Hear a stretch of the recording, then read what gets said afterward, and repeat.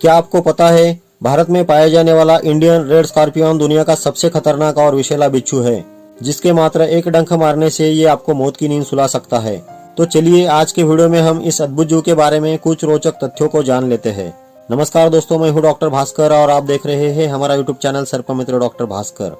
आयुर्वेद के अनुसार बिच्छू का वेनम किसी भी कोबरा सांप के वेनम से 7 गुना ज्यादा घातक और खतरनाक माना गया है।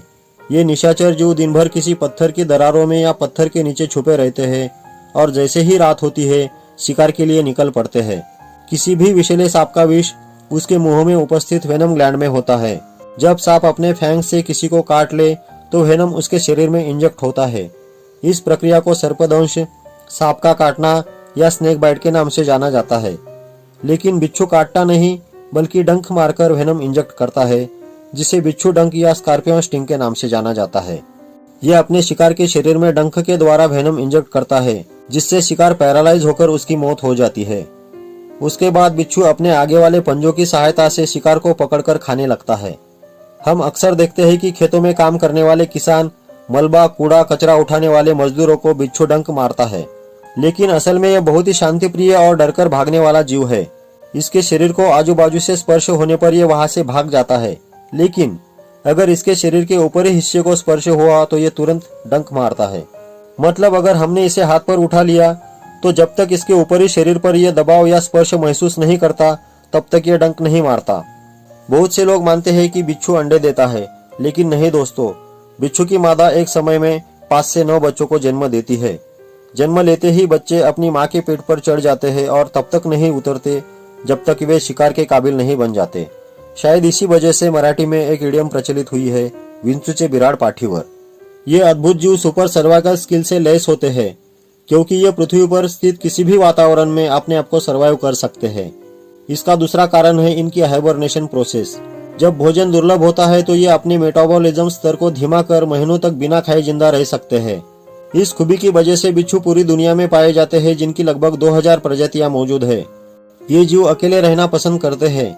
कभी कभार एक जगह पर 2 या 3 बिच्छू दिखाई देंगे, क्योंकि दूसरे जीवों की तरह ये भी मेटिंग करते हैं। लेकिन इनके बारे में ऐसा माना जाता है कि नर बिच्छू मादा के साथ मेटिंग करने से पहले डांस करता है। दरअसल जब मादा मिलन के लिए राजी होती है तब नर बिच्छू उसे पकड़कर घूमने लगता है, मानो जैसे वो मादा के साथ डांस कर रहा हो। बिच्छू की लगभग सभी प्रजातियों में वेनम पाया जाता है, लेकिन इसमें मौजूद टॉक्सिन्स अलग अलग होते हैं। इनकी सिर्फ 30 से 40 प्रजातियों के वेनम में वो टॉक्सिन्स पाए जाते हैं जो इंसान को मार सकते हैं। बाकी प्रजातियों के वेनम में पाए जाने वाले टॉक्सिन्स इंसान को मार नहीं सकते, लेकिन उसका घातक प्रभाव जरूर दिखाई देता है। ऐसा माना जाता है कि अगर बिच्छू के शरीर पर शराब डाल दी जाए तो ये पागल होकर इधर उधर भागने लगता है और खुद को ही काटने लगता है। लेकिन किसी जीव के साथ ऐसा करना गलत है। ये सिर्फ आपके जानकारी के लिए बताया गया है, इसलिए कृपया इसे ट्राई मत करें। इनकी उम्र को लेकर इनके जीवन काल की निश्चित मर्यादा तय नहीं हुई, लेकिन शोधकर्ताओं के अनुसार इनके अलग अलग प्रजातियों की उम्र 6 से 25 साल तक मानी गई है। इसका डंक होने पर उस जगह में दर्द होना, भारी मात्रा में जलन होना, उस जगह पर छोटा सा लाल बिंदु दिखाई देना, उस हिस्से का सुन्न होना, झुनझुनी आना, कभी कभार उस जगह पर हल्की सूजन आना और पसीना आना, ऐसे लक्षण दिखाई देते हैं। इनकी 90% प्रजातियां इंसान के लिए हानिकारक नहीं होती, लेकिन फिर भी इनका डंक होने पर डॉक्टरी इलाज करना जरूरी होता है।